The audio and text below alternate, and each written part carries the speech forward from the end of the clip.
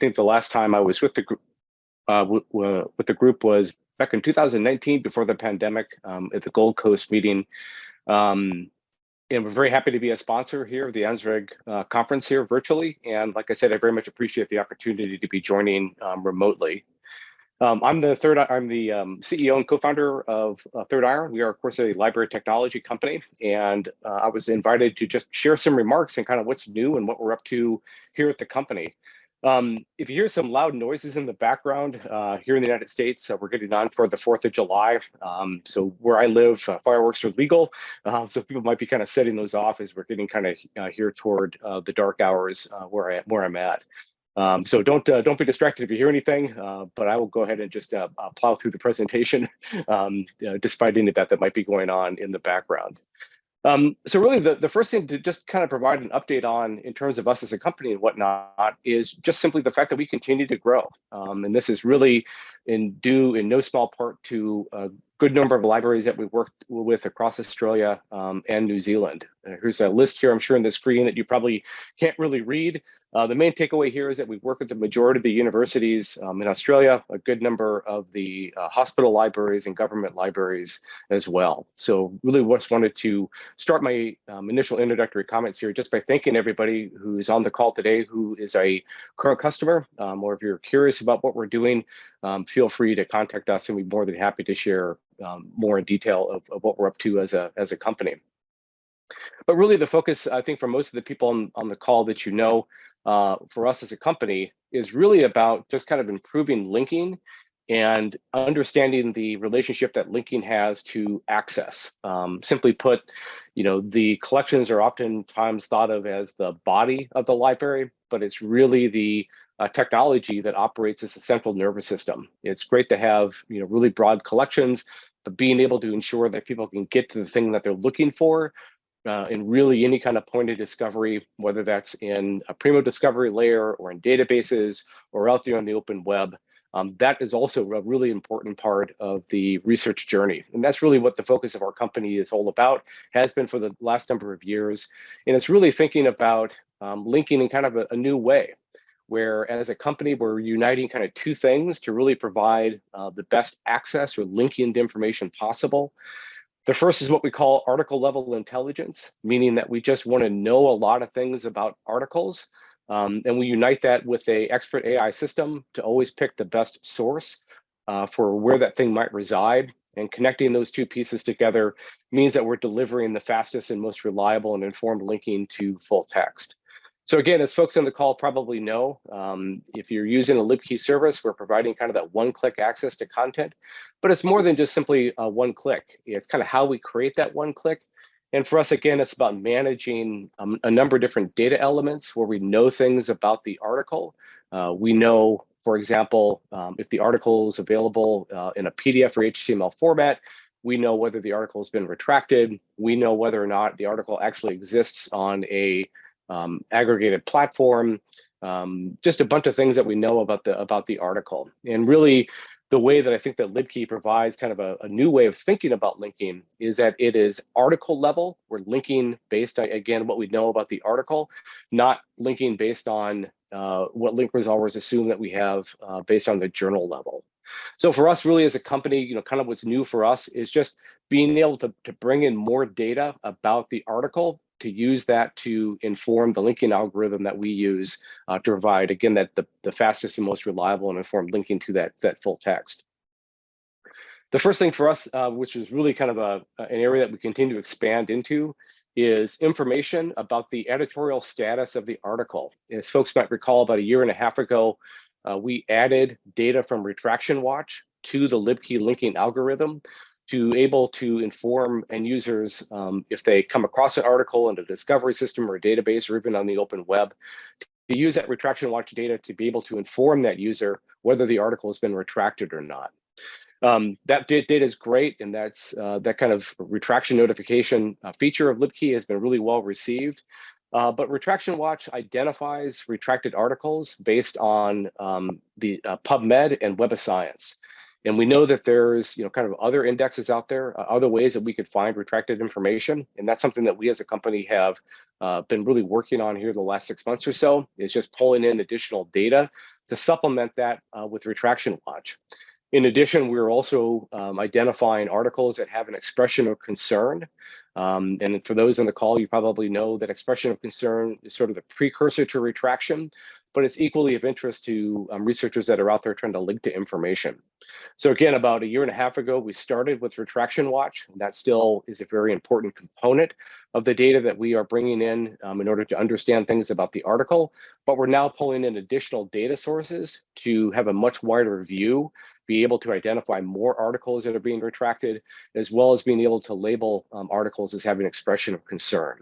So again, we talk about kind of article level intelligence. We just simply mean, again, we want to know things about the article. One of the things that we're increasingly knowing more about is just that editorial status. In addition to that, we embarked on a project about 1 year ago to partner with a company called Cables, which is based out of the United States, that tracks problematic journals. So they've had a service that's been around now for a number of years. We know a number of libraries and universities subscribe to it, which is really a database where end users can look up a journal to see if there's some problematic status about that journal. And we had feedback, particularly within medical libraries, that it would be really great to, in addition, to know things about the retracted status of articles if the article is also published in one of these problematic journals. So for any library out there that is a Cables customer, we will be able to add that data to the linking system in order to flag any articles that are published in those problematic journals as well. So really kind of one of the things that's new for us, again, as we embark on this project of just getting more information about articles, is to pull in additional data sources. We can now be able to much more broadly identify more articles being retracted, as well as those having expressions of concern, and partnering with companies like Cables out there to be able to also identify articles that are being published in problematic journals. All of this, at the end of the day, just means that researchers are just more informed. We're really trying to minimize, if not eliminate, the possibility where somebody can find an article, again, in a database or on the open web or wherever it might be, and be unwittingly linked to something that, again, has some sort of editorial status on it that they should otherwise be aware of it. So that's one of the kind of things new for us for this year that we continue to make a good headway on, and this is always being added to the LibKey service, just kind of on an ongoing basis.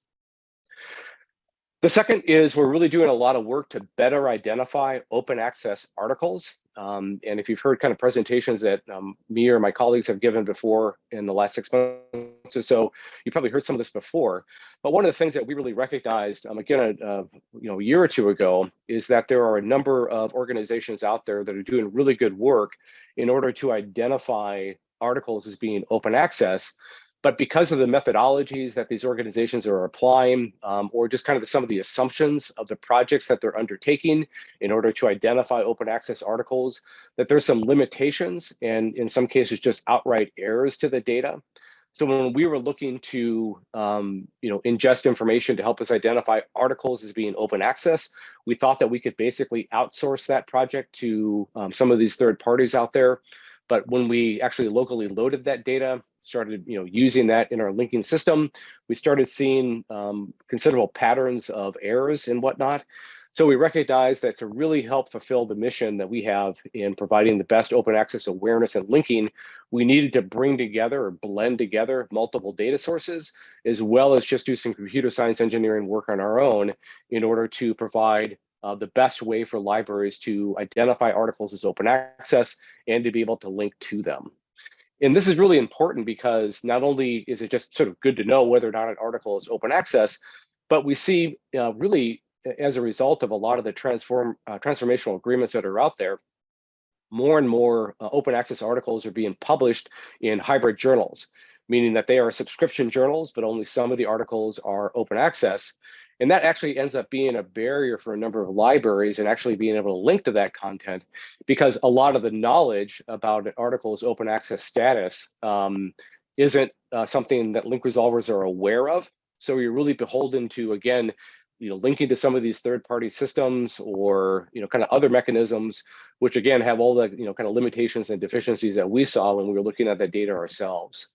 So for all the libraries out there that are using LibKey, just know that we are bringing together a lot of these different data sources. We're applying what we call operational controls, meaning that we just want to make sure that everything works. And we're staying current with what's going on within the industry, keeping track of things that might be temporarily open access or new transformational agreements that are going to create more open access articles and whatnot, which again, just allows libraries to have much better linking to open access articles, which is particularly important for hybrid journals that libraries may not subscribe to, because we are enabling access to content that is otherwise not available. People get linked to interlibrary loan and things and whatnot for articles that should otherwise be available. So one of the trends for us, again, one of the kind of new things for us is just a lot of the work that we're doing to provide, again, much better awareness of what articles are open access and much more reliable and dependable linking out to it. So what this means, just kind of a quick illustration here, is we find this particularly true in databases, where databases, of course, index journals irrespective of what libraries subscribe to. And so what happens today is if there is an article which comes from a journal that the library does not subscribe to, that will typically be sent to interlibrary loan.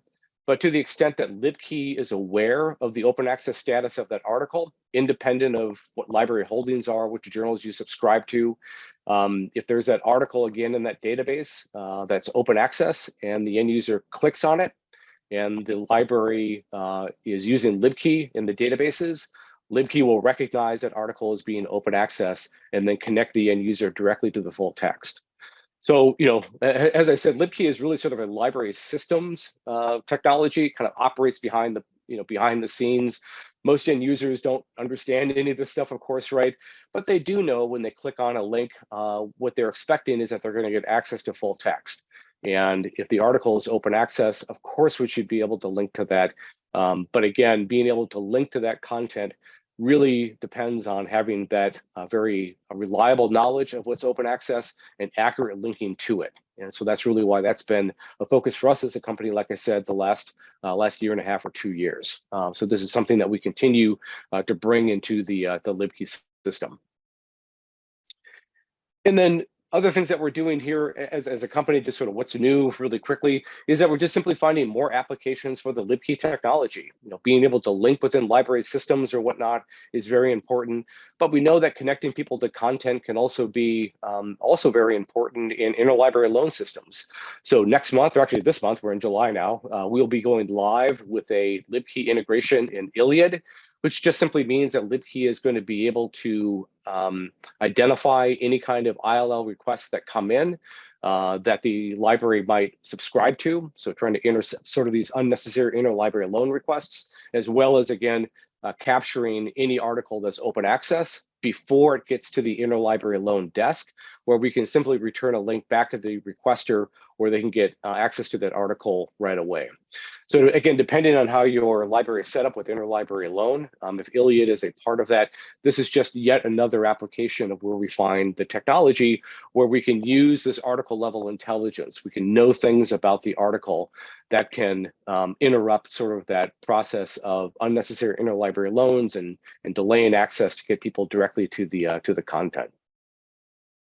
And then finally, just a quick update, here kind of what's new with going on in the company is we've had a great positive reception to our browser extension that we introduced almost 2 years ago called LibKey Nomad. We have over 1 million users on Edge. We have, I think, something like 700,000 on Chrome. We have a good number on Firefox and Safari. So LibKey Nomad is being used widely around the world. And one of the things that we have heard across our entire customer base is just to enhance some of the functionality and features of the browser extension. So toward the end of this year, we look to be adding kind of what we call plus features to the browser extension, where in addition to all the great linking that LibKey is known for, libraries will have the option to add domain intelligent messaging and custom linking, meaning that if somebody ends up on a domain and the LibKey Nomad browser extension is active, you can program the extension to provide a message to that end user. Maybe they go to NYT.com, NewYorkTimes.com, and you want that end user to know that the library has a subscription to that. A custom message could pop up to inform the end user of that. Similarly, many libraries use the libchat system. And so being able to have interaction with end users via the browser extension with libchat functionality is something that we will be bringing into the browser extension.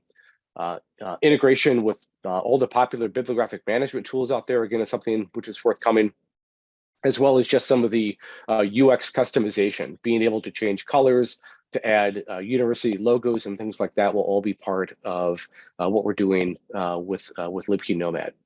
So really across the board as a company, we're just simply thinking more and more about ways that we can enhance LibKey as a service. And we're doing that primarily by really thinking about the different data that we're bringing in to know more things about the article. And again, this year, that's really manifesting itself in just much better flagging of articles that might have different editorial issues around them or editorial concern issues around them.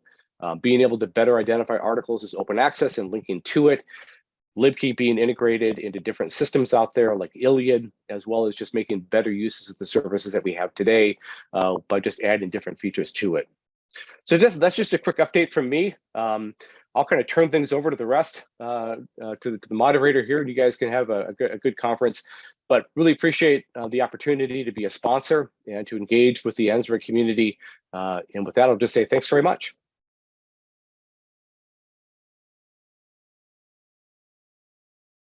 Thank you very much, Kendall. And especially thank you for joining us on a holiday weekend. No problem. We do have some questions in the chat if you want to stick around. Yeah, of course. Yeah. Sorry, I didn't mean to. So that's all right. There's just, are you looking at integrating LibKey with other resource sharing applications like Rapid ILL? The answer is yes. We are very agnostic in the technology, meaning that we're very happy to have any services and systems out there integrate LibKey if it makes sense to do so. I throw out Iliad really is just an example. There are other systems out there that are looking to do LibKey integrations. Covidence, for example, the systematic review tool, actually based out of Melbourne, we're having conversations with right now. Similarly, there is a systematic review tool called Distiller SR out of Canada, who's looking to integrate LibKey. So we are definitely looking to make LibKey just a technology that can really be deployed by any service out there that is interested in doing it. Oh, great. Thanks for the comment about UWA. Yeah, lots of love for LibKey in the chat. Okay, cool. Thank you. Thanks very much. Yep. I think that's all the questions. Again, thank you very much for joining us and for your sponsorship for making this free for everybody to attend. So that was really great. And yeah, enjoy July 4th. Thanks. I'll drop off from the call. Thanks everybody for having me. Thank you very much. Appreciate the opportunity for the update. Have a great conference. Thank you.